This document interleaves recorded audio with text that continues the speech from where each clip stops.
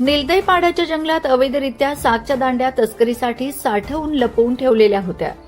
Bilgaon one परिक्षेत्राच्या पथकाने गस्तीवर असताना सदर जंगलातून 1.189 घनमीटर असा एकूण 29,725 रुपयांचा सागवानी लाकूड साठा जप्त केलाय। दडगाव तालुक्यातील बिलगाव वन परिक्षेत्रातील भूषा परिमंडळातील नियतक्षेत्र सावऱ्या या बिलगाव निलदईपाडा जंगलातून सागदांड्यांचा अवैध साठा मिळून आला आहे। बिलगाव वन विभागाचे पथक गस्त करीत असताना सदर जंगलात एका ठिकाणी तस्करीच्या उद्देशानं लपवून ठेवलेला अवैधरित्या साग दांड्यांचा साठा मिळून आला।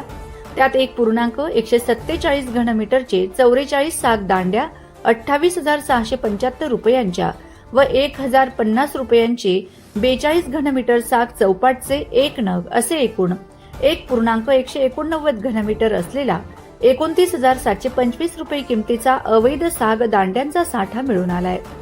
सदर सागच्या दांड्या वन कर्मचाऱ्यांनी दुर्गम भागातून जंगलातील पायी वाटेने 2 ते 3 किलोमीटर डोक्यावर घेऊन मुख्य रस्त्यापर्यंत आणले। खासगी वाहनाने सदरचा लाकूड साठा धडगाव आगारात जमा केला आहे।